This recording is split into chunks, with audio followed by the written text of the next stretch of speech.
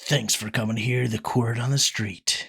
In a world where two friends who drive more than 2 hours just to get some chili cheese tots decide that they are the ones who get to decide which planets are invited to the party, I am your tease host, Vince. And it looks like we got a fan on the field. When will these people learn that they're just ruining the game for everyone else? I mean, whoa, he just ducked that first defender. And okay, now the crowd's getting behind him. Listen to this crowd go. I think he's going to make it. Go, man, go. And he scores. He really is your sport host, Josh.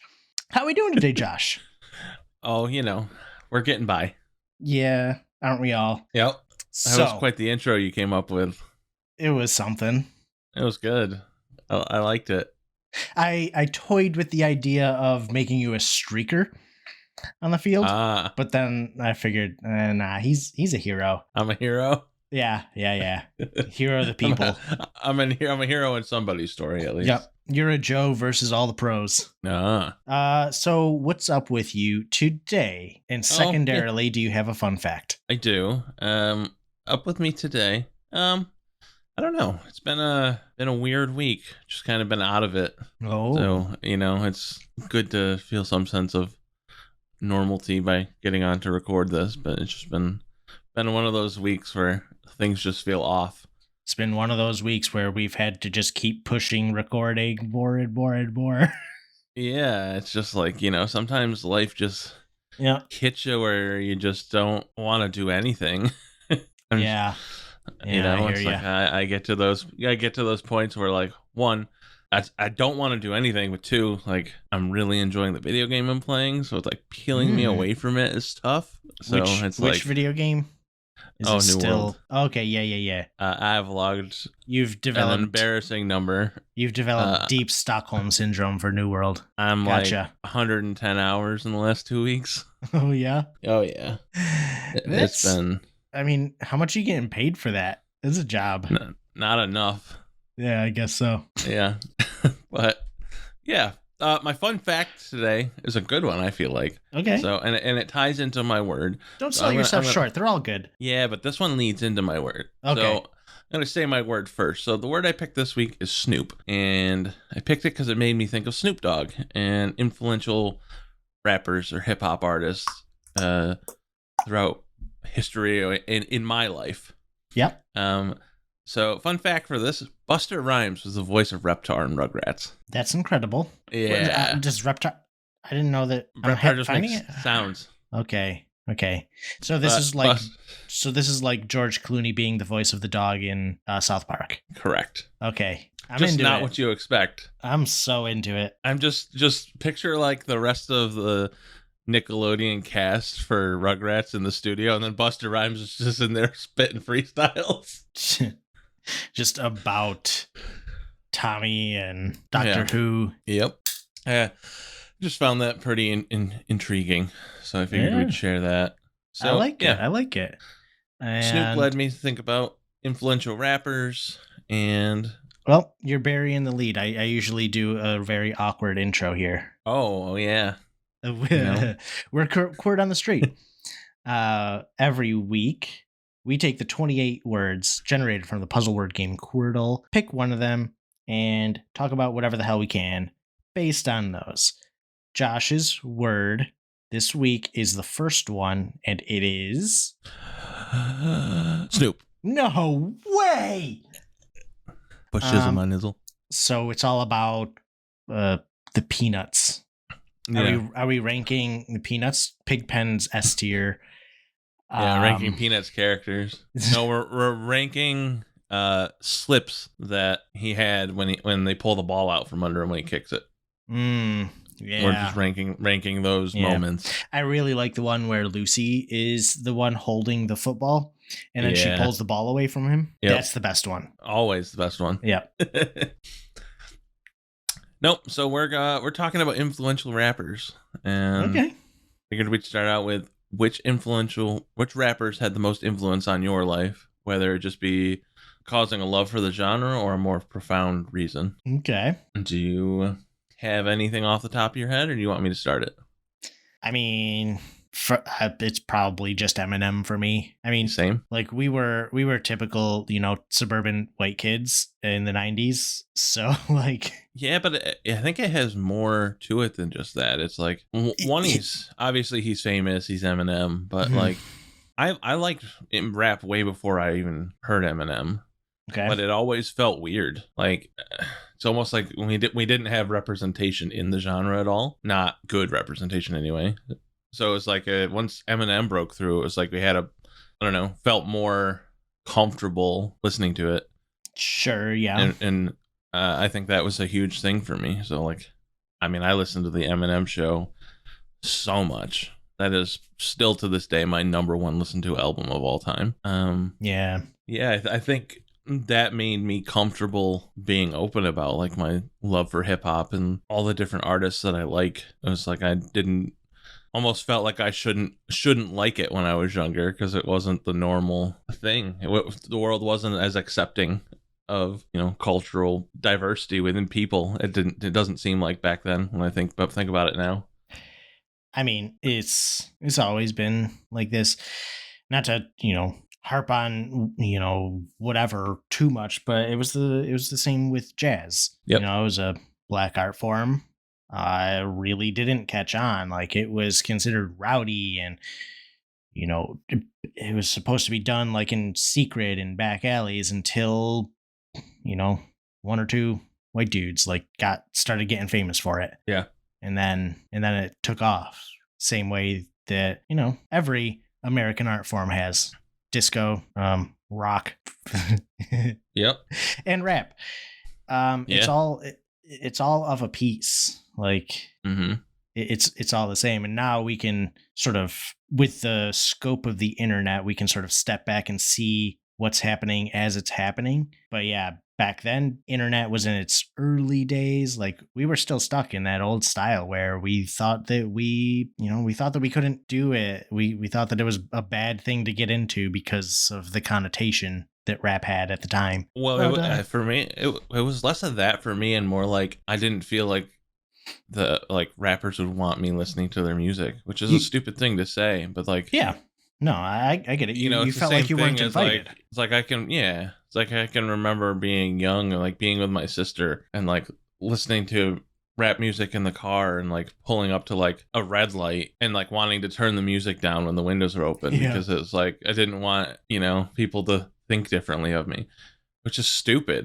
But it's like you're young and you don't realize that. But it also makes me realize like I didn't think about it that way then, like how much representation is important, because if Eminem had never came out, like I don't know if I would still be listening to rap the same way I do and have the love for the genre that I do and like listen to some non-mainstream artists and all the different freestylers that come up and Yep. trying to find different people.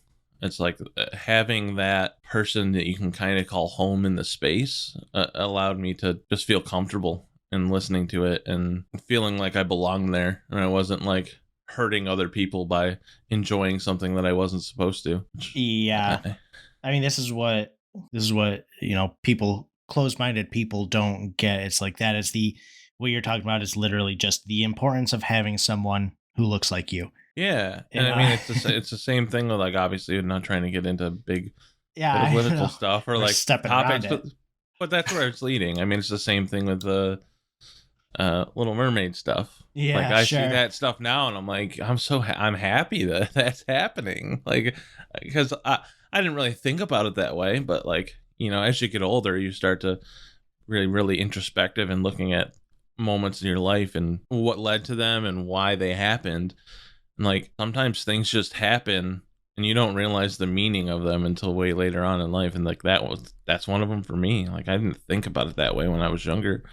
But like looking at it now, like if that was that important for me and I am your typical suburban white kid who really hasn't had that rough of a life, how Yep. much does it mean for somebody that hasn't had representation in so many other areas? It's just I don't know. It really opens up your mind to thinking about those kinds of things.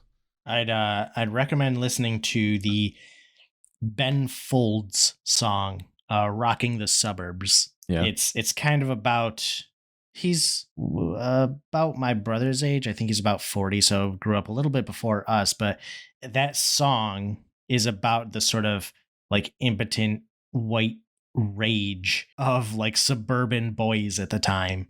The Yeah. sort of shit that led to Woodstock 99, you know? Yeah. But it's a kind of funny tongue-in-cheek song. He plays it completely straight. Like there's not a punchline, but Yeah. it's an interesting song to listen to. I'll have to check it out for sure. Do you have any other rappers that have, influenced your life or changed how you feel about the genre? Kind of. I would say that like I don't know. I'm not very good at keeping up with like mainstream stuff, so I'm always looking like a layer or two deep. I don't think Yeah. this makes me a good person. I'm just not good at keeping up. But I remember discovering Aesop Rock Mm-hmm. and like the quote unquote intellectual rappers, because at the time it was all like G rap and club rap. It was like DMX and 50 Cent what were Yeah. popular at the time, and I remember discovering Aesop Rock and being like, okay, I get down with this. yeah, I can get down with this. And I don't know if he is like credited, if he's understood as one of the like progenitors of the indie rap scene, He is. but it's People that yeah, really like hip hop and, grew up listening to like Wu-Tang yep, and then each individual members of Wu-Tang, MF Doom and all of them, like those types of people, they know. yeah, They know Aesop is definitely highly accredited and in that community. it was just incredible. It led me to like just sort of understand that it wasn't all just rapping about clubs and girls Yeah. and all that. The gold and the girls and the guns, as Metric would say. Yeah, for me, I think my number 2 would have to be Little Dicky. Oh, sure. He just like changes the scope of the genre completely, and like, obviously it's Weird Al had his kind of thing where he would mimic songs and do parodies of them. Mm-hmm. And I think if he had less of the funny side of it, he might have been able to do similar things. But Lil Dicky's ability to just free associate and make things a lot less heavy-hearted in songs is super refreshing.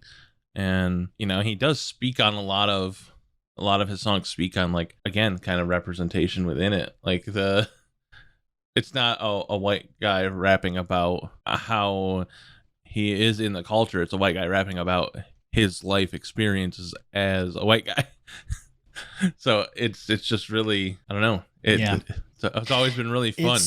It's interesting. It's interesting. He just had a different approach. Yeah, he doesn't come across as like pandering. I feel like it would be very easy to come across as pandery, as like I'm just the way that like, what's that Everclear song where Father of Mine? Yeah. Where he's like it's not easy being a white kid in a black neighborhood, and it's like but you're still white. At the end of the day, you're still white. Yeah. And Little Dicky doesn't come across that way. Like he's sort of aware of his stance in the community. Well, and seeing how much love he gets from other people in the genre, it's just so uplifting. It's like, because he is completely different, and he doesn't take things super serious, but like he still has the respect of people, which is, it's just a cool flip on it. You can go from listening to some old school like Biggie, Pac, Nas, something like that, and then flip the script and go to listening to Lil Dicky talk about a made up, like talking to his own brain about a cartoon brain going through stuff, and like all the thoughts in his head, or like even I forget what the name of the song is, but he has an entire song about just being too high. Oh yeah. I don't know if you've listened to that one, but like just entire thought process. Is it one of his newer ones? No, it's old. It's like probably 5-6 years old at least. Then I'm sure I've listened to it, but I just can't bring it to mind right now. But like he made, just to make an entire song off of the thought process of being too high, and like how you get in your own head and the things you think of. I don't know. It is something that I can relate to and like laugh at because he does it in a manner that's just super appealing. You know who reminds me of Little Dicky? Hmm. Who doesn't get the love that, like, the mainstream love. The people who know him are aware, but Yeah. Harry Mack. I think you actually introduced me to Harry Mack, but like Harry Mack is crazy, and he's incredible. He doesn't record. I feel like he doesn't record like songs, albums. he's got a few, but not a ton. Yeah, but that's where his downfall is. Like, if he would just like Yeah. write and record, he could be right up there with Lil Dicky. Yeah. I watched a video of him recently where someone challenged him to break down his bars while he was rapping them. Yeah, I watched that. It's so good. And it was just incredible. He was breaking down the rhyme scheme as he came up with it. Okay, now that's what I just did there. And here's some alliteration. And it's incredible how fast this dude's mind works. It's nuts how fast he works. And what I enjoy about listening to his freestyles is he's not just painting a broad picture. Like, somebody will give him a word, and rather than just incorporating that word, he incorporates an entire like theme. He'll flip an entire theme around that word and all the different words that are associated with it, rather than just throwing in that word and doing a 10-second little thing. He'll go for 30 seconds on an entire elaborate scheme of that word and how it intermingles. He has gotten so much better, and I think when I first discovered him, which this was probably 5 to 7 years ago, I didn't really like him, but I think the nerves got to him a lot then. He used to have like this nervous tick or things where like he wasn't to the point where he could completely fill up the time. So he would say his name over and over and over again. So rather than doing or the it was Harry Mack, Harry Mack, Harry Mack. And that really annoyed me. But he's gotten away from that a ton, as I think he's gotten more comfortable in his lane, and as he's honed his craft, he's gotten completely away from that, and it's so enjoyable. I think he's just a super positive dude. Yep. I mean, obviously we see what they allow us to see, but he seems very genuine, and the way he interacts with people is super nice. I don't know. It's very appealing, pleasing, and uplifting watching his videos. Yeah, Learn stuff, like thinking about, different ways you can incorporate things. Yep. But also it's just positivity. It's like hearing something like that in front of you. It's like, it makes people happy. Yeah. A dude like this is incredible. A dude who like has certain talent, but then like has the like fortitude to actually practice it and hone it and get better. It's the same way that I hear people talk about Harry Mack is the same way that I hear people talk about like Steph Curry. Yeah. Like just do it over and just a natural talent, but also put in those 10,000 hours. Yeah, well, I watched one of these interviews, and they were talking about that. They're like, it takes 10,000 hours to become a master, and he was like, I wish I could say at 10,000 hours I was good. Yeah. And he like broke down like from the time he started rapping till now, and on average, and he's at something like 70,000 hours, he would guess, of just freestyling. Yeah, I mean, that's what it takes. I don't think that 10,000 hour thing, like I don't think people use that correctly. I think it's a Joseph Campbell thing. But it's 10,000 hours to become an expert, I believe. Yeah, not a master. Like at 10,000 hours, he could tell you how he's doing what he does, how someone else could get to his level. But to become, to transcend, to become the best at it, you have to keep going past that barrier. You have to be willing to learn from your mistakes. I've been trying to find this video about like how to be successful in general. And they used Harry Mack as an example of somebody who puts in those hours, gets lucky to get found, is willing to fail and learn from the failure. Yeah. And I don't know, there was some fourth thing. If I find the video, I'll link it in the Discord, but I don't think I can find it now. It was some like lesser creator, but it was an incredible Puts himself video. out there a lot. Yeah, absolutely. Too. It's like you have to think too. It's like, can imagine the situations that he gets in where, you know, I'm sure everybody has that self-doubt in them at some point or another. And it's like, I can only imagine the internal pressure of like walking into the booth. Yep. With, you know, Charlemagne and like Joey Badass and sitting down next to them and then having them turn the beat on and you have to perform in front of them. It's like he has so much love for the craft, but like having somebody take you seriously, it's like he wants nothing more than that. But it's got to be like a lot of weight sitting next to people that you respect. Yeah. And just hoping that you'll be good enough to gain their approval. Now, I don't know. He might not care about that, but I can imagine being in that situation. He probably does. You can't not care about that. Like, it's the same thing with any celebrity who gets nominated for an Oscar who's like, I don't really care about it. Oscars just, and then they like win it or they get nominated, and it's impossible not to feel something about that, you know? And same with definitely Harry Mack. Like, you can sit across the table from Flo and there's no way to not feel something about that. Yep. Like, it doesn't matter who you are. But yeah, I watched their stream not that long ago. It's a long stream, but Harry Mack went on Mark Rebier's stream.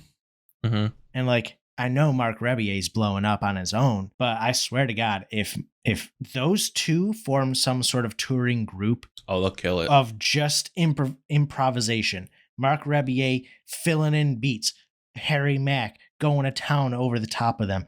They would take the world by storm. Yeah. And like, I don't know. Harry Mack deserves it if nobody else, because he's such a just chill dude. Yeah, he really does seem super chill and awesome. These days having that having that just like makes me think like, okay, maybe there's something going on underneath the surface. Yeah, I know. It's like you don't want to believe that he's that cool. We live on the internet. Nice. Yeah. Yeah. You know who I'll put on this list too, and I don't think he can be at the same level as the others, but Marlon Craft has been a huge influence on me. And even Joyner Lucas, like artists that are willing to touch sensitive subjects in a tasteful way, it's just so refreshing. Because it's like, you don't realize you need to hear something until you hear it. And a lot of artists just give you the generic, like you said, club hip hop stuff where they're just, which I like that a lot. Like I'm listening to that most of the time when I'm going somewhere. But like, it's nowhere near as memorable as songs from people like Joyner or Marlon, where like I can remember the exact moment that I watched and heard a music video from either one of those people for the first time. And it's just because their song choice was impactful. I mean, I really do appreciate them. And I don't know, there's just something about Marlon, the way he carries himself and the different influences that you can see across his music. It's the jazz. In Marlon Craft, like it's the jazziest rap I've ever heard, and it's incredible to me. Yeah, he's just so good. I can't get enough of him. So I figured we'd talk about most well-known rap lyrics, and I think we talked about it already. I think so a little too. Bit off air, if you will. I think we both agreed that we landed on it has to be Eminem with Lose Yourself. Yeah. I don't know if there's anything that like comes close to that as far as just overall notoriety across the board with like all age demographics. Like, I think you made a really good point when you brought up like you could just say the 2-word phrase "mom's spaghetti," and like 90% of people could finish that next part for you. I mean, that phrase didn't exist before, you know. It's like when somebody says, like, do you know where this phrase came from? Who invented this phrase? It's either Eminem or Shakespeare. That's funny. It sounds silly to say that, but like people forget or people don't get taught this because this is something that I learned in the past maybe year or two. Shakespeare was like a lowbrow playwright. Like his shit was Yeah. performed in bars to drunk crowds, and he was just like fucking around with the language and using slang. And these days we think it's all fancy because it got popular and it's old and he uses these and thous. But like, nah, Shakespeare's body. Shakespeare was like lowbrow at the time. And I don't think that it's absolutely out of the park to to compare some rappers these days Mm-hmm. to Shakespeare. Like, in all honesty, like they're playing with the language in ways that people haven't for a little bit of time now, but like they're shaking things up. And I think that's good, sort of in general. I would have to agree. All right. Well, I will finish off my topic with one question for you, and this is going to be one that might be a tough answer, but Okay. if you could only listen to one rap album for the rest of your life, what would it be? Man, this is tough. I know. It changed so much for me because, like, I think my younger self, obviously, I would have picked the Eminem show, but Yeah. I don't know now if I would, just because, like, it holds a sentimental place in my heart, obviously, and it got me through like a specific point in life. Like I could connect to those in a certain way, but now I just think that I look for other things in music, obviously, as I've matured and, you know, my taste for the genre has grown. Mm-hmm. And there's just so many good ones, but I know, and this comes at a terrible time because of the person, but I think honestly I would have to pick College Dropout. Yeah, I mean, I don't agree with anything that he's saying now or the person that he has ended up seeming to turn into, but that is just a masterful album. Yeah, it is a shame what's happening with him right now. Mm-hmm. Honestly, I think I'm in the camp where I just hope he gets help. But same. That 100%. aside, like, yeah, that's not a bad. There's just so much variety on the album. Mm-hmm.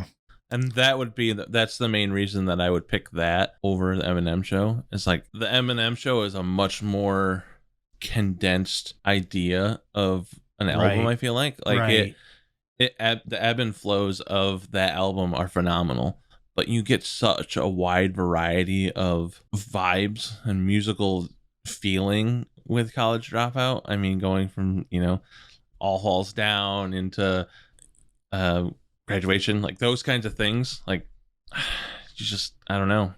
Yeah, I love it more. I didn't even listen to it that much when it came out, but I've probably the last like 5 to 10 years, I would say I've listened to it a lot more. It's been ever present for me. Mm-hmm. Like, yeah, I know you loved it way more than I think could have ever when we were younger. Like it was one of that and Gym Class Heroes, one of their albums were like your two rap albums. If I was like, it's funny pick rap, I knew you were gonna pick those two. It's funny because like those are two. I'm really struggling picking one out of 3 that I have in my head, and those are 2 of them. Yeah. And the third one is a recommendation from you. It's Funhouse Mirrors. Oh, it's so good. That album hit me so hard. And honestly, like I think I have to eliminate the Eminem show for the same reason. Yeah. The sort of variety, and it's not like Paper Cut Chronicles or Funhouse Mirrors has like a ton of variety on their own, but just sort of as a genre, like Gym Class Heroes being, you know, a rap rock fusion group, and Marlon Craft, that particular album being so rap jazz. Yep. Is like one of those has to be my pick. It's hard to say because Paper Cut Chronicles has stuck with me for so long, and Funhouse Mirrors is so new. Yeah, that I don't know. I don't think you understand how much joy it brought me that you liked that so much. It was incredible. Like, you're not. I would say in like the scope of music, I'm a much more music forward person. Like I would say I probably like to talk about music and stuff more so than you do. And like This makes sense. I watch a lot more. So like I'm never super excited to show you something because I don't. It's not that you don't enjoy music. I just don't feel like you care about it as much as like I do in certain aspects. So it's like you might like it, but it's not like I get giddy about finding new artists and stuff. Whereas like you'd be like, oh, that's good. No, But you're not. I definitely get that too. I just get it less often. Yeah. And I listen to more music like podcasts these days Yeah. than probably you do. I really like knowing what is happening in music. Yeah. It's like hard for me to pick apart music.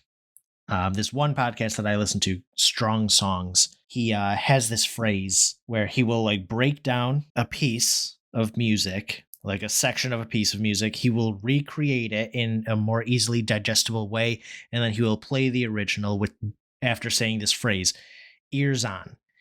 And that is something that I have started trying to do just when I'm listening to music in general, Just to actively pay more attention. have my ears on, listen to what is actually happening all around, 1-2 layers deep, and see just how deep the music is. And Yeah. there's a lot of stuff like bands with great producers, or just bands who are great in general. Every time a chorus comes along, it will be a little different. There is an evolution of the chorus to prevent it from getting stale. And Yeah. a lot of the stuff that I hear just sort of in popular music is designed for the chorus to be recognizable. It's the same every time, with notable exceptions. Like Taylor Swift is really good at having that variation in her songs, and her stuff is interesting to me. Ed Sheeran's very good. I think that's mostly his producer, to be completely honest. Very well could be. But he's got a great voice, and he takes direction well. So there, you can't discount that. But yeah, I don't know where I was going with that, but it's harder for me to connect to music, I think, is where I'm going with it. Like, not a whole lot of stuff hits me, but when it does, it hits me hard. And that's what Funhouse Mirrors did to me. And like, we made that Spotify playlist together, right? And some of the songs that I've heard on there have taken me the same way. Some of the country songs in particular, because it's a genre that I wasn't super familiar with. Yeah. But once you sort of get out of your own way and realize that music is music, like, there was that one song that I took a screenshot and sent to you, and I'm like, this is just a Mayday parade song, but in Wranglers instead of skinny jeans. Yeah, I mean, like, it's all the same shit. Yeah, it's just a different skin. Skin in the cat the same way, but differently. And I know what you mean. For me, it's different because daily I get goosebumps listening to like music. I don't know, it's just something with my brain, but like audible cues just hit me, and it always has. And I think it's why I have such an infatuation with like singing contests and all those shows, because I can tell like who the top 5 are going to be just most of the time just by listening, and like the ones that give me that, I'm like, oh yeah, that's going through like that. Those will be the ones at the end, because like, I don't know, it just hits me differently. And it's not like I can distinguish a great singer from somebody that just has that factor, that just the opening note just sends chills down my back. The X factor? Yeah, the X factor. Like, it's a cliche thing to say, but like, yeah, it really is something that matters. No, I get what you mean. And like, this is I think you'd be a good producer. Maybe. If you learned like editing, like audio editing software like Ableton or something like that, like, you could probably just be a good producer, because a good producer is not always a good musician. Like, these two things don't have to go hand in hand, the same way that a great coach is not necessarily a great player. Yeah. Right? Like, you may not be able to do the thing, but you know what needs to be done. And that's the way that a lot of great producers are. I would say that's what DJ Khaled is. Yeah. I don't think that he's a great performer. I don't think that he's a great songwriter, but you cannot deny that this man is a great producer, because some of the people that he's worked with are the biggest names in the game. Like, it's hard to deny something like that. But and there's others that are sort of less in the spotlight. Like, I know Brian Eno was like a prolific producer. There was one particular guy who was responsible for like the Backstreet Boys and like Christina Aguilera and a lot of those like big pop acts at the time. Yeah. It was basically like one producer, and he's just undeniable. I can't even remember his name. I heard a whole story about him. I can't remember his name. Well, it's like Chris Yeah. Stapleton. He has so many song credits for huge artists. Yeah. And like he just started to break out, like, within the last 5 to 7 years. Mm-hmm. But he's been writing for so long for like all different kinds of people. I'm trying to see if I can find a list of songs people didn't know that he wrote. Yeah. If It Hadn't Been for Love by Adele, he wrote that. Okay. Crash and Burn by Thomas Rhett. Let's see. Don't Start Lying to Me Now by Joss Stone. And it's like it goes across all the genres. Yeah. Too. Like, yeah. He's not just like stuck in something.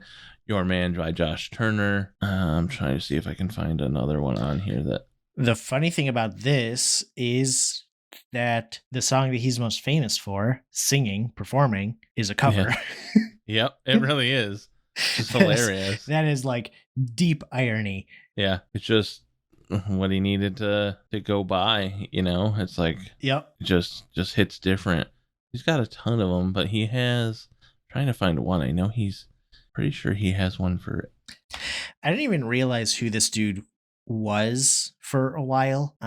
Yeah, because like you turned me on to that YouTube channel, Lost in Vegas. Yep. And I would always go to their like popular videos, and their reaction to Tennessee whiskey is their most popular video. And I was like, I can replay the reaction in my head as you're saying it. I haven't even watched it. I was like, why is that? And then one day I'm like in a store, the song comes on, I hear it, and it clicks. I'm like, this is the song they're reacting to. Yep. And it's hilarious. I don't know why. I just did not form that connection. It's funny because they always pause it and they'll talk, and Ryan's sitting there and he's just like in awe, and George is like, that boy ain't singing, he's singing. Yeah. He goes, how has somebody in the black community not told me about this guy? He's like, when you got a voice like that, black people's ears perk up when you can hit those runs. And I was like, oh. I love the white people that the black community has like adopted. It's like Chris Stapleton, it's Haley Williams from Paramore. And I love all the TikToks about that right now. Yeah, the one where the dude is like, how the fuck she know how to crip walk so good? Yeah. But and then the third one is Hozier. Yep. Because he's incredible. And I think it was like Mavis Staples decided to do a song with him after hearing Take Me to Church. And he is just like the most Irish man. Yeah. It's like, it's incredible. I remember listening to an interview with Mavis Staples, why she decided that she wanted to do a song with him, because you don't go up to someone like Mavis Staples, who was like so big in soul and R&B, and asked her to do a song with you. You just say yes when she comes to you. And she was like, I heard this boy sing, and she was like, he gets it. Like, he gets everything that we went through to get to where we are today. And she's like, then she found out that he was from Ireland, and she's like, that's it. It makes sense. Yeah. You know what's crazy? I was actually watching another interview a few days ago with Lil Durk. I don't know if you know who that is or not, but nope. He's a rapper, and he released last year a song with Morgan Wallen called Broadway Girls. And this was like probably 6 months after Morgan Wallen had all that go down with the neighbor sharing the video. I don't know who that is. Oh, he's number 1 or number 2, depending on who you talk to in country music right now. Okay. And his neighbor recorded him drunkenly one night outside using the N-word. And the internet exploded, as it should, and like he got taken off Spotify and everything. Yeah, sure. And there was all kinds of outrage, and it was deserved. But they asked him, they're like, did you just know because of the controversy that it would be a big song and that's why you did it, or like did you truly trust him? And he was like, we had talked about it before and nothing came to it. And he goes, I had talked to some friends and they were like, man, it was just a mistake. Like, he's not really a racist person. Like, not a normal thing. He's like, I had a phone call with him. It was cool. And then I went over and we were in the studio. And he's like, you can just, like, as a black man, he's like, I can sit with somebody and know their intentions based on their vibe that they give off. And he was like, he just didn't have that vibe. Like, it felt like I was hanging out with just a normal friend. He's like, he just made a mistake, and like, I'm not perfect, I've done stupid stuff, and he's like, I just think that people need to move past it. And I was like, wow. I mean, like, because I didn't even know the song had come out. I just happened to, like, if I see interviews come up with people, I just watch them. Like, I watch rap hip hop interviews all day at work a lot of the time. Like, I'll just be like, you know what, today I want to watch these, and I'll just go down the rabbit hole of like all different interviews or like freestyles and stuff. And I don't even really listen to Lil Durk, but it was just a cool introspective thought on that happening, and like him being accepted after that happened still. I just thought that was a cool piece to kind of dictate, like, live and learn kind of. Yep. So that had some impact on me. Listening to it. I'm just reading up on it. It sounds like he's like the one dude who played it right. Released a video telling people to not defend him. Yeah. Like, just fully coming out with it, donating proceeds of one of his albums to the NAACP. Like, it's funny. This is fucked up though. I'm just on Wikipedia. It's like under the controversies tab, it's like, on February 2nd, TMZ released a recorded video showing Wallace using the word, and then like Wikipedia just goes whole hog and just puts it on there. Puts the video on there? No, puts the word on there. Oh, it's man. It's like, you think that, I don't know. I guess Wikipedia doesn't like censor or anything, but no, it's still, crowdsourced, so literally anybody could just go in there and be like, Bleh. It is, but it isn't. There is a substantial moderation team on here, but still, like, I guess it makes sense that they're not. It's like a repository for information, but it was just funny. Yeah, reading through it and then being like, they didn't like star it out or anything. It's just okay, there it is. It's even in quotes. Yep. But yeah, no, this dude seems pretty cool about it. He's like kept doing like, organizing. Yeah. Keeps supporting shows, good causes. He does covers of rap songs at his shows, which is just unexpected. It is, but it isn't. There's a long tradition of white people doing guitar covers of rap songs on YouTube. No, I mean, his isn't like guitar covers. It's He's like just rapping. Straight up rapping. Incredible. Yeah, it's good. It's funny. He performed at the Grand Ole Opry this past year. Oh yeah. That was pretty cool. Yep, Luke. Which I went to see Luke Combs in October 1st, and he got inducted into the Grand Ole Opry. Like, he's another artist that's like, I don't know, you just get those gems that you have to protect at all costs. And like, he's one of those, like, just constantly giving back, doesn't care about, like, he, like, obviously everyone likes money, but like, you could tell it's not the driving force. And like, he did a baby reveal for a couple that was at the show. One of them recently, like, they had a sign, he revealed it on stage. Like, he's just constantly like giving back. It's just super cool. Wallen was arrested for disorderly conduct after being ejected from Kid Rock's steakhouse in Nashville in May 2020. I love the gems that Wikipedia gives you. Yeah. Where they're just like, everything is written, every sentence on Wikipedia is written in a vacuum. It's just incredible. So that's going to wrap up my topic for today. Okay. So we'll go into my loose end. My loose end isn't really anything crazy. It's more of a plug. If you Ooh. like MMOs, New World is phenomenal, and it's 50% off right now. And I'm going to do everything in my power to convince Vince to play it.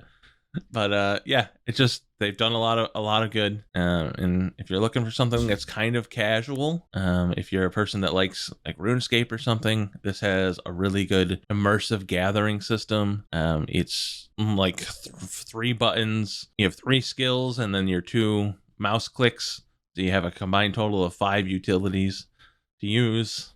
So it's not like you got a 37 button rotation like in WoW or some of the other hardcore MMOs. And it's just, they've done a really good job. It's very fun. I've been enjoying myself thoroughly, and it's hard to pull me away from it. So you should check it out. And right now they just had the first big patch. They released fresh start servers. And I actually thought this was really cool. They, along with the fresh start servers, they launched this event called Return to Eternum, and they got like all the big streamers that streamed New World when it first came out, and they split up. They had three like main captains for each team. There's 4 teams, and they're like 4 different servers, and then those 3 captains would each pick like a faction, because there's 3 different colored factions in the game, and there is objectives, so like that the servers are racing for, and it unlocks Twitch drops for the game. So like the things they actually do and that you watch them do benefit the watcher, because the more they do, the more drops that you get for different skins and stuff. And it's just like, it's made me play the game more, but also watch the game more, and just a very smart marketing tactic. It's been going since the second, and it's like there's always somebody on, because it's just a ton of content creators. So it's just been super immersive, and it's sucked me in. Wow, that's my spiel. It sure is. Is it on Steam, or do I have to download it? It is on Steam. Oh God, I was hoping that I was going to be able to use a separate launcher as an excuse to not try it. I will buy it for you. We'll see. Nicole's away this week, so we'll see what I'm up to, what I'm willing to do. All right. Any last stuff before we move on to my? Nope. I am ready to slide on over into your word. All right. My word this week is ideal. Pretty open word. Basically, could have used it for anything. For some reason, what this made me think of is like overly formal language. Actually, Nicole helped me with this too, and this is where our thought process went on. Like ideal, overly formal language, and then like I don't know. Somehow we got onto robots. So that's what we'll be talking about. The ideal robots. The particular bent that I wanted to go on this is like, if there were a household task that you could delegate solely to a robot, what would it be? Laundry. Yeah. Like, and I'm not talking like, because I mean washing machine and dryer, like that's already like, yep, you know, robotic kind of.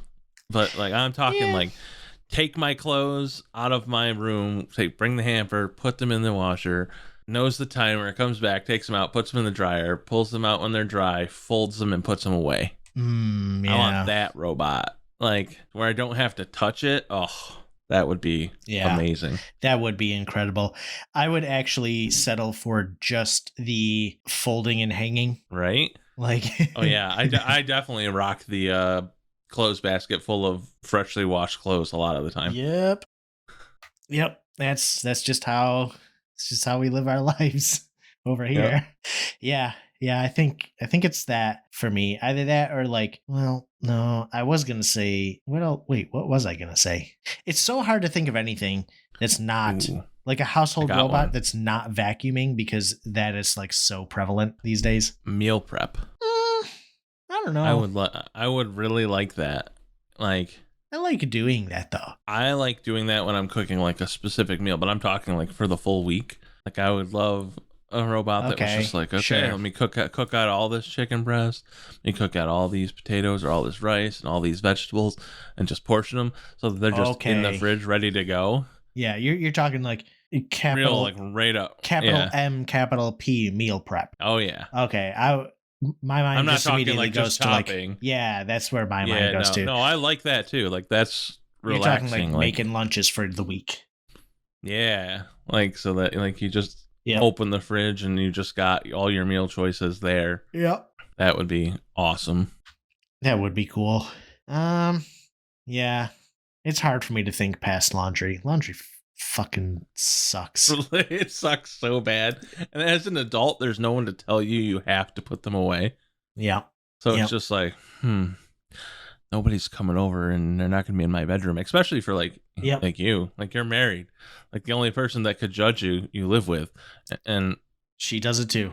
She does it too. I'm assuming. So like, you're like, it's just like you're like, yeah, fuck that. Yeah.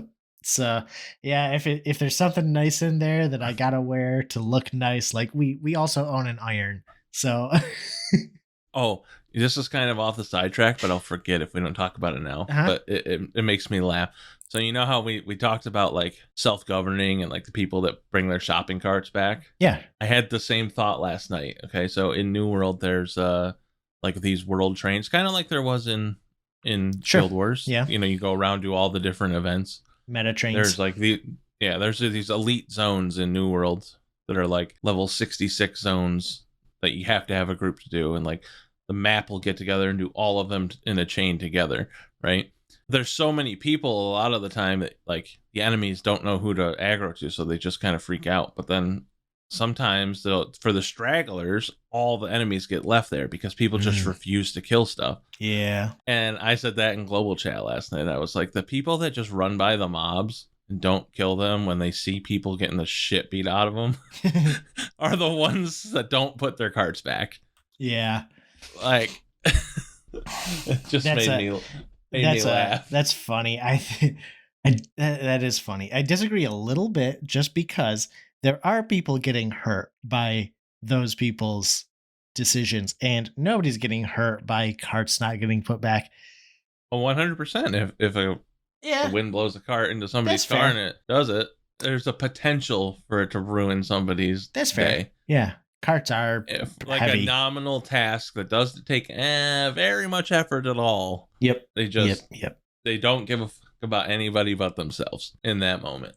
So that's it. That just for some reason popped in my head. I like it.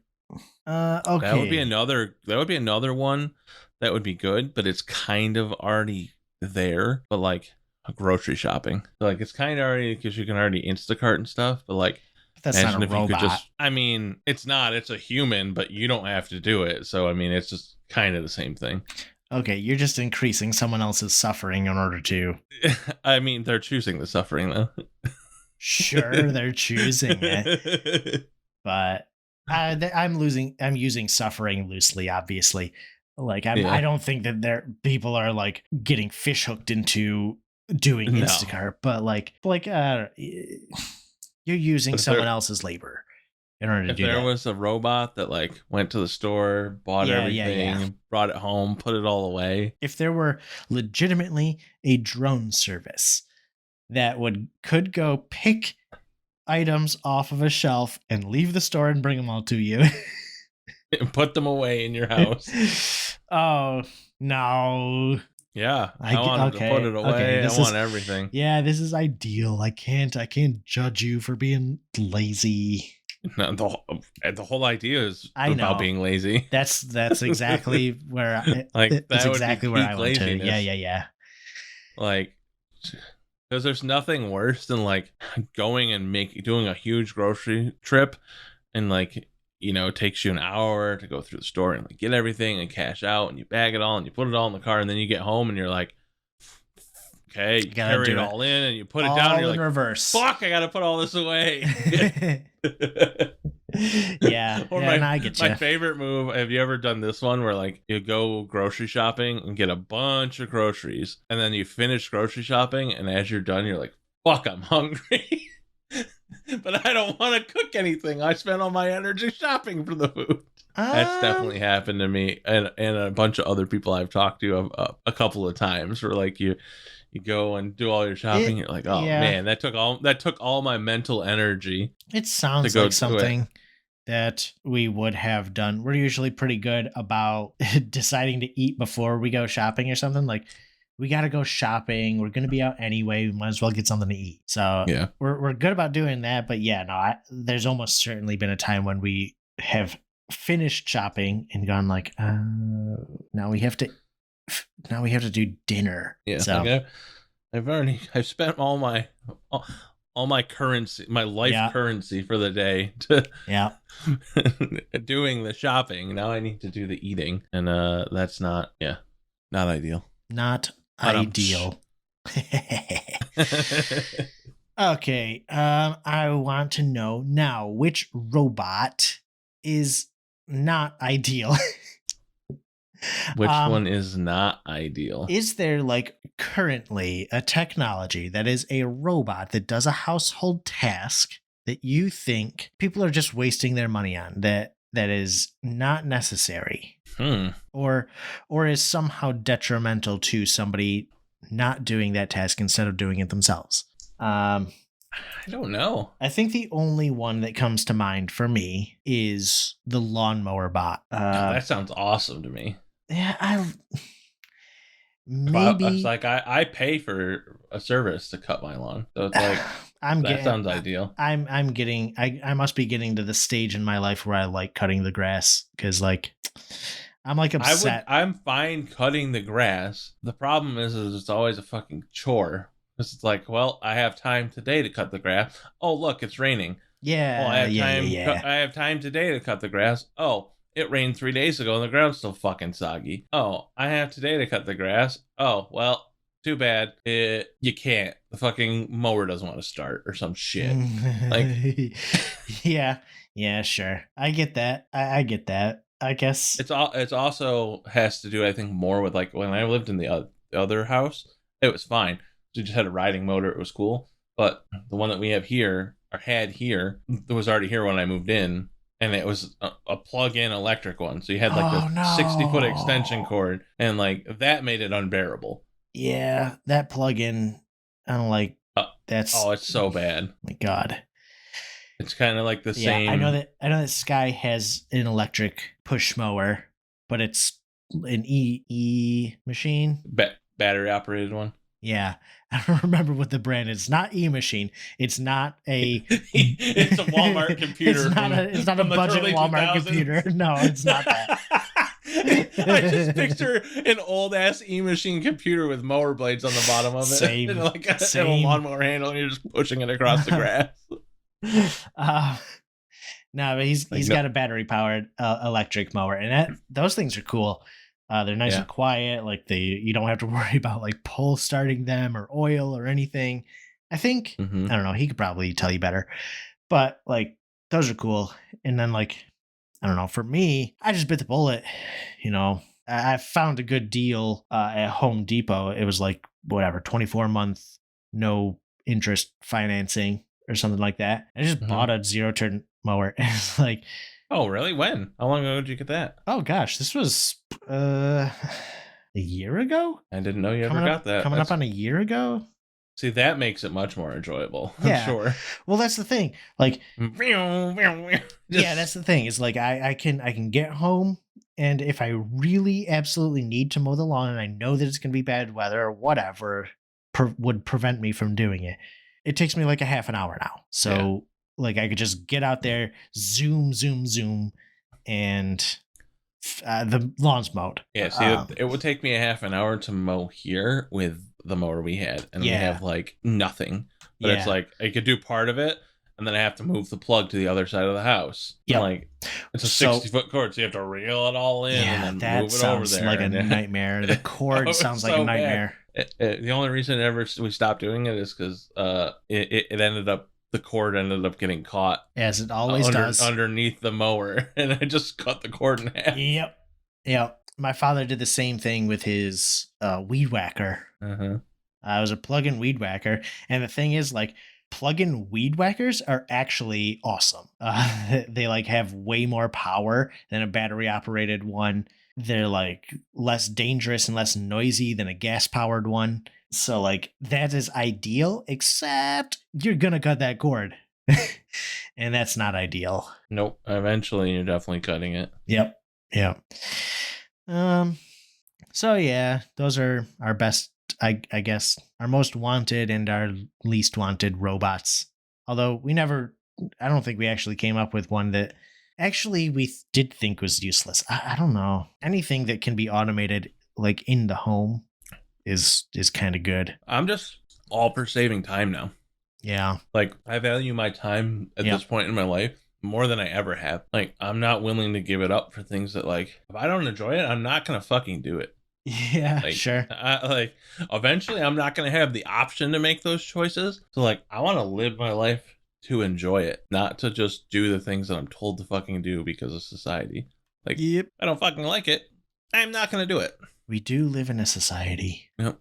On that topic, though, I was watching a Technology Connections video. It's a YouTube channel that I really like. He's just like a super nerdy dude who is like a really great presenter, and he finds these technology connections between whatever two seemingly unrelated things and makes videos about how they're connected. He made one about dishwashers, and he went on this little rant about how people are like, yeah, but I could just do my dishes like so much faster than a dishwasher will do them. Like it takes 2 hours for a dishwasher to do the dishes, and I could do it in like 15-20 minutes. And he's like, yeah, that's true. I could do my dishes in 20 minutes instead of 2 hours, but if I put the dishes in the dishwasher and turn it on and it takes 2 hours, you know what I'm not doing for those 2 hours? Washing dishes. So what are you losing? You're saving that 20 minutes for not washing the dishes on your own and letting a machine do the work for you. The machine takes longer, but who cares? It's machine work. And it's so funny. So I'm right there with you. Like anything that can save you time that you can offload to a machine or a robot these days is probably better for you. Yeah. Oh, geez. Definitely is. I would imagine. Like, there's just, I don't know. The easier I can make things, the better. And I don't know. It's just something about the weight of the world now. Like, everything seems more daunting than it did when I was younger. Yeah, sure. Like, I can remember, like, thinking back to, like, even working at Bargain Outlet. Like, I was bored of working there, but I wasn't miserable. You know what I mean? And it's like, now it's like, I love my job now, but I don't fucking want to go there. Yeah. Yeah, Like, I hear you. I don't know. It's just like, the amount of time versus what I get out of it is not enough. And like, almost like any job, I feel like, unless you're working like 5 hours a week and making enough to support yourself or sustain your life, anything other than that just seems not anywhere near worth. Yeah. Yeah, I know what you mean. Okay. Now I guess we'll finish off with a question that I just thought was kind of cool. What's the best fictional robot, Josh? Jarvis. Okay. It's sweet. I mean, it's like just that AI Yeah, man. dictionary, like entire world of knowledge at all times just there. I mean, we kind of have it with like cell phone, but the integration of it just being able to talk to it and having like the visual stuff in front of you. Yeah, until we get like a fully integrated AR experience. Yeah. Like I don't think we have that. Google Glass was close. Yeah. But those things were weird to use. Did you ever try to use one? Mm-mm. Was that an uh-huh or an uh-uh? No, that was a no. Okay. That was a no. That was a mm-mm. They were weird. I did get to try to use one. Someone I just happened to know at the time think had one, and they were weird. Like the screen was like off to the side, and it was really hard to like get it through your mind to look at the screen without moving your head. So like I kept trying to like look up and to the left, but my natural inclination is to move my head up and to the left. Yeah. And then you're not looking at the screen that's up there. So yeah, I could see that. It's kind of like the same problem with like playing competitive games on a huge TV. Yeah, yeah.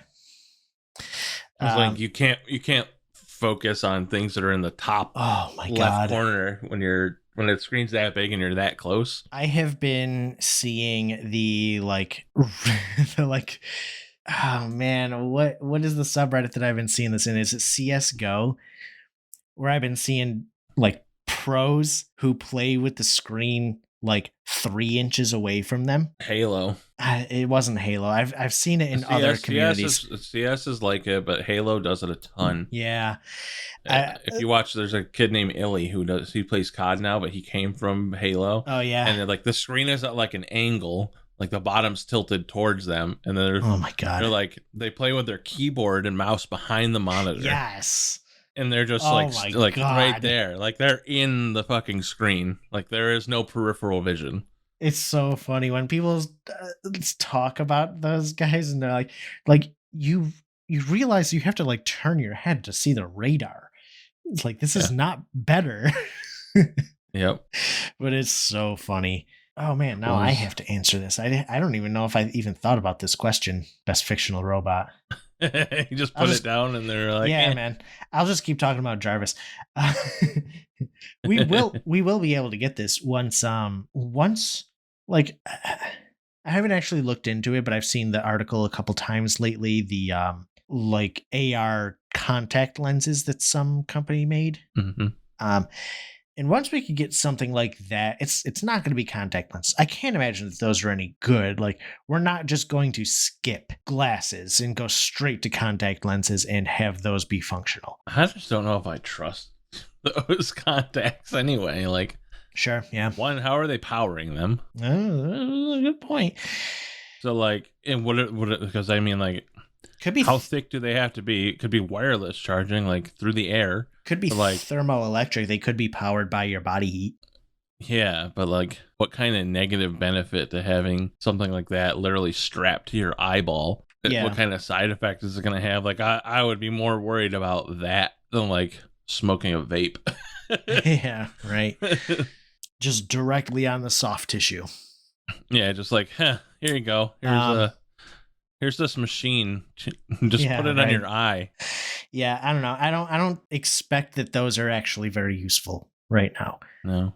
But once we get an like AR experience, an alternate reality experience where we can have the screen directly in front of our eyes, and it's like a transparent screen where we can still see through it, where it doesn't have to rely on like the transparency mode of a VR headset these days with like cameras. Yeah. When we can see through the screen and see the screen at the same time and offload like whatever memories or wayfinding or whatever to this external device, that's when something like Jarvis will become viable. Yeah. Because I would love the compute power doesn't have to be in that device. It just has to be able to communicate with where the compute power is. Yep. I would love the ability to like have complete like control of your brain function. So anything you think, any action you would like, the impulse that makes you click a button, being able to harness that and being able to like log in. So like say I'm on the treadmill or something, or the bike, but visually I'm sitting in front of the computer and I could play a game while I'm just pedaling away. But like as my brain, like I'm on the bike physically. I don't have a keyboard and mouse in my hand or anything, but it's able to just read my brain signal input to do the things that I want to do. To like move and like press buttons, press clicks. Like obviously we're nowhere near this. We don't know enough to be able to do those kinds of things. I don't think anywhere close to it. No. But like having the ability to do that kind of stuff where like you could be basically in a completely other room. It's kind of like a time saving thing. Like I feel like a lot more people would work out and do other things if they could do things that they enjoyed while that was happening. It's kind of like the same thing. Like I can remember your brother like sitting on the bike, riding the bike while he played COD or like a video game for a while. Like being able to do that, but like I don't know, way more immersive. But why? Why wouldn't you just be on a treadmill or on a bike with a VR headset on? Because I can't play a computer game that I want to play that way. I need more functions than I would have available to me. Find a game that you would want to play like that. I don't know. No, I know what you're saying. I really do. Yeah, I don't know. That seems too intense for me. I mean, yeah, it would be fucking intense, but it'd also be cool. Like I would definitely, I don't know. It's like multitasking. It seems a little dystopian to me. You know what that brings to mind, and I don't know why, because it's not the same thing. No, WALL-E. It's not the same thing. No, definitely not the same thing. But But that's what it I get the correlation that's what though. it conjures for me. Yeah, like Yeah, yeah. like I can go I don't know. I don't know why. I get what you're saying. Like you could increase your physical activity while not giving up the things that keep you from doing your physical activity, but I see it going the opposite direction most of the time. You Oh know, yeah, I definitely could. tricking But if you're, yourself into thinking you're doing physical activity without actually doing it. I mean, you would still be cognitively Man, aware that you're running or that like is doing something. so I don't know. That is like so wild to me just conceptually. This I'm like trying to think through like how this would actually work. How do you split your mind into two where you are I mean, it would be like the fully Neuralink stuff. experiencing two separate things? Yeah. I don't know. Well, I mean, you would have. Well, here's the thing: you would have to be able to do. We'd have to figure out what controls autopilot, like what controls like the things that do, like things that we do without thinking, like breathing and all that kind of stuff. We would have to know what controls all of that and all those impulses, because it's the same thing. Like I can think of doing other things while I'm riding the bike, and it just happens. You know what I mean? Like once I'm on there, my body just goes into autopilot. I just keep pedaling. Not truly though. Like there's plenty of There's stuff a out little there. thought there. Yeah, but that's what I'm trying to say. Like, there's plenty of stuff out there showing that what we think of as autopilot or multitasking is just less usage. Like people who make the argument that texting while driving is okay, right? Like, I know what I'm doing while driving. Like, it's just autopilot at this point. But like, it's not No, I mean, truly not the same way that like breathing or walking is, yeah. or not necessarily even walking. Walking is a mental activity. Balancing, like you can stand without having to think about balancing. Yeah. But I don't know, trying to I don't know, it's like bending my brain. I'm trying to think of it in like an actual like sci-fi fantasy sort of way.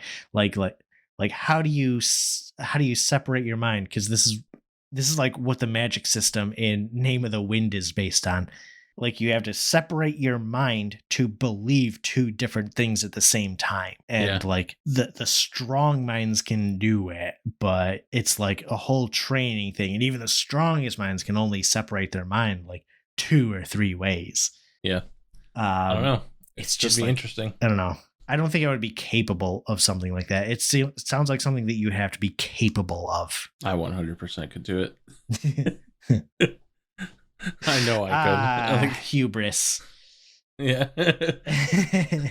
I'm going on record now. The minute it becomes available, I'm signing up. Yeah. Yeah, I still haven't actually given this question any thought. I'm gonna say Rosie from the Jetsons. Moving on. Not even answering my own question. That's And funny. I'm gonna move straight out to my loose end. Loose end. Yeah. I'm gonna talk about desks. Classic Vince fashion. What do you mean classic? Have I done this before? No. Okay. Good. I would want to know if I did. I'd own up to it if I did. I want to talk about desks. Yeah. I have a new desk. I have a new desk setup, which as I'm watching the waveforms while I'm recording, the listeners may be able to hear. We may have to do a little extensive editing on this one again. But yeah, no, new desk. I did have like an L-shaped desk, and I will say it sounds ideal when you're like a gamer, right? But an L-shaped desk is for productivity. Do not fool yourself into thinking that it can be for gaming. Like, No. maybe That extra L is just a pile of a place to collect shit. it's a place to collect shit, and it's a place to prevent you from moving, because that's what happened. True. I set up my computer and I had my two screens, and I couldn't like turn my chair because you're set underneath the one L and you can't like turn to the right, because then the back of your chair is going to hit that left L, and you can't turn to the left because it's going to hit the desk in front of you. And it's like, it's just restrictive. I like couldn't get up from my You had no chair. room for activities. Yeah, no room for activities whatsoever. But this one that I made is just straight. It's just a nice, straightforward desk. And I wanted to bring this up because I wanted to tell people about this. I know that like this quote unquote hack is out there for people to know, but it's not really a hack. So whatever.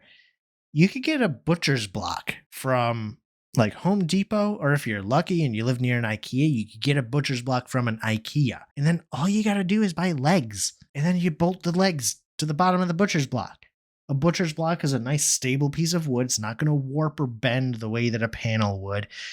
Legs, you could get away with cheap hairpin legs like I did, or you could go with something a little more sturdy, which I still may. But yeah, I don't know. It's a great thing to do. If you're looking for a desk, don't get one of those like cheap ass flat pack desks that's like a half-inch thick and it's gonna sag and it's gonna warp and the veneer's gonna start chipping off and it's gonna look like shit. This is just as much or just as cheap. I got a couple cable management. I splurged for a couple cable management trays underneath and cable managed everything nice like. And I don't know.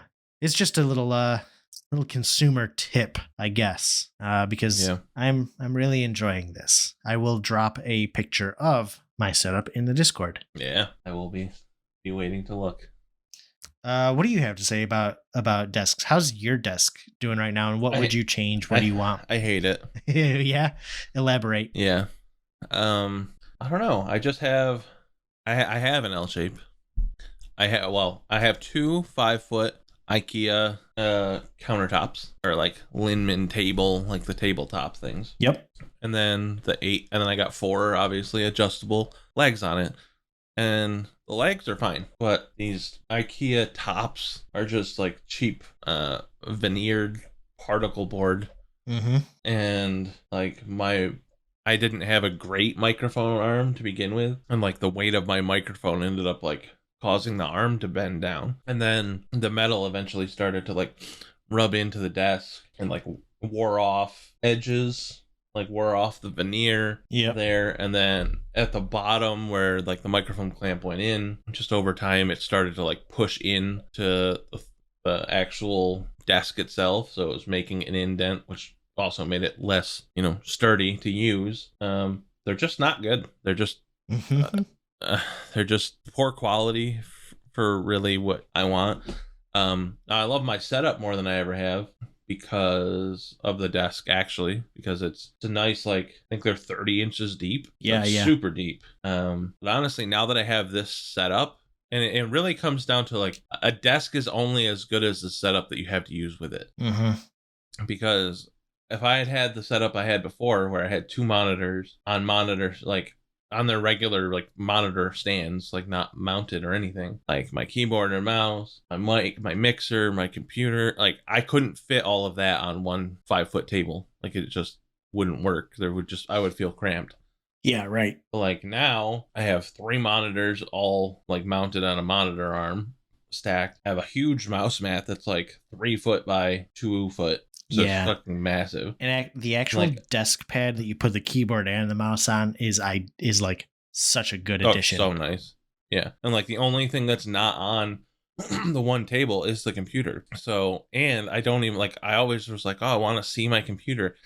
I don't like seeing all the fucking cables hanging out the back. Yep. So like, I kind of want to have my computer. Ideally, I would like to have this with just a same size butcher block top, and then at the back, like back left or back right, or even all the way across, build a shelf that's wide enough for me to just set my computer back there, or even to my right or to my left. Obviously, to my right would be more ideal.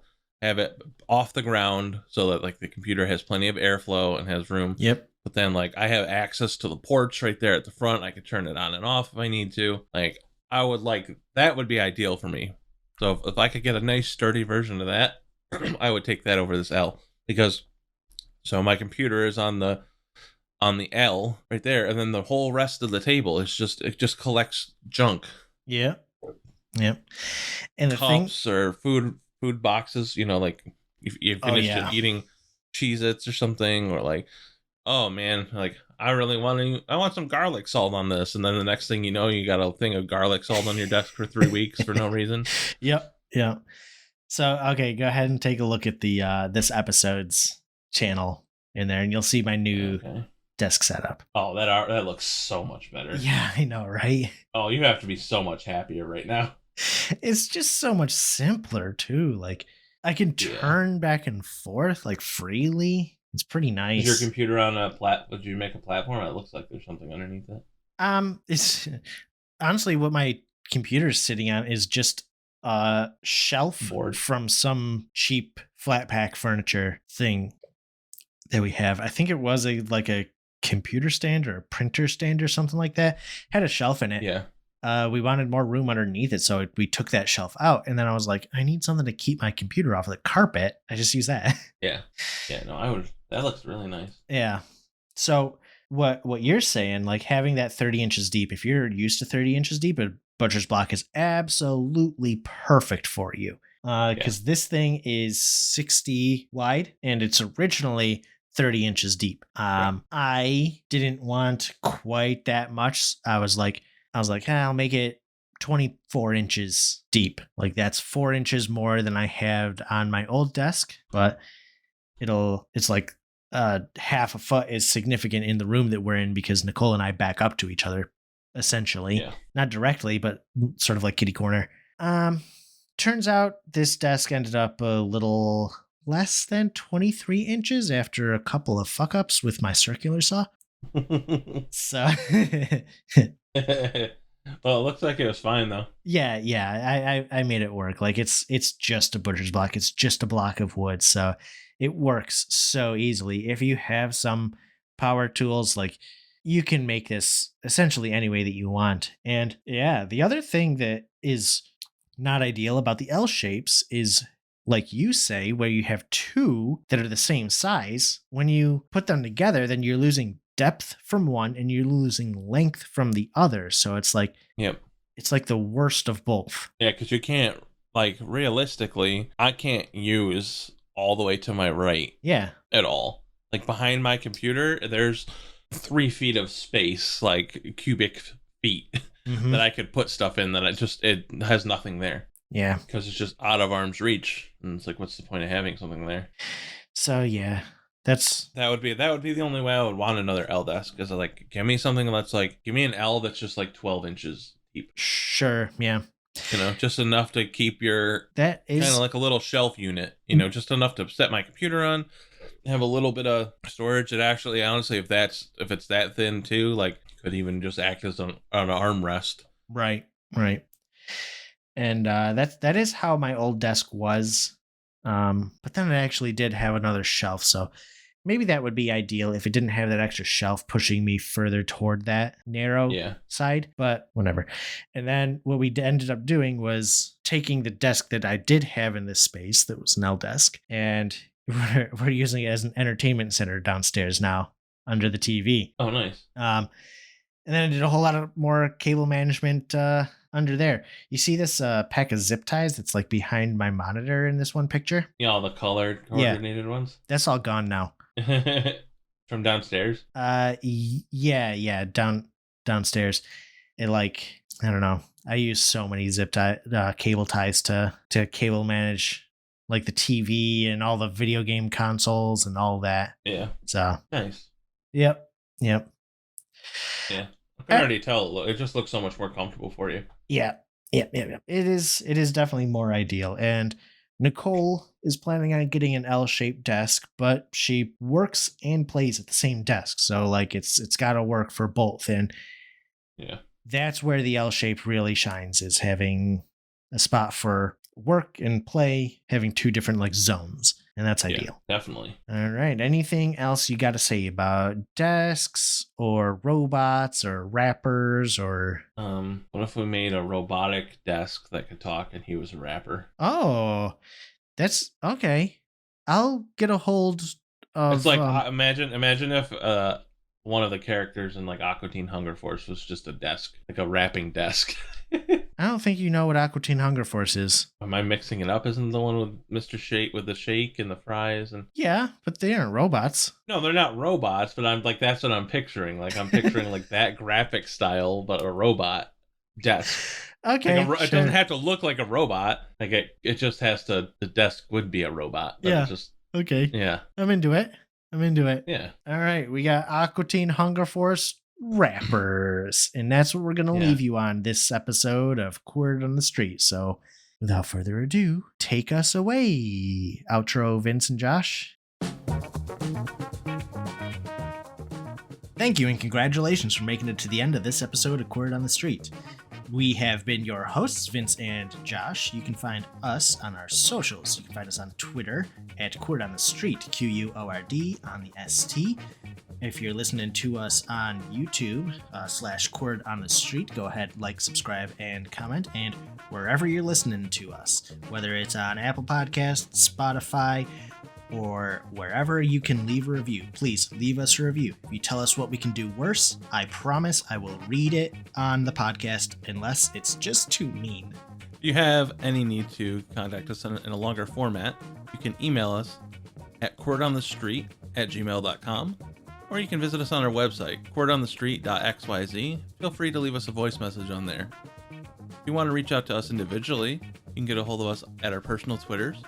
Mine is I'm Scuzzy, IMSKUZZEY. And I am at V_C, spell out the underscore. We would finally like to acknowledge the people that made this podcast happen. Josh Wardle, who is the original creator of Wordle. And Freddie Meyer, the creator of Quordle, who you can find on Twitter at Quordle. And with that, we will just ask you, as always, to get the Quord out.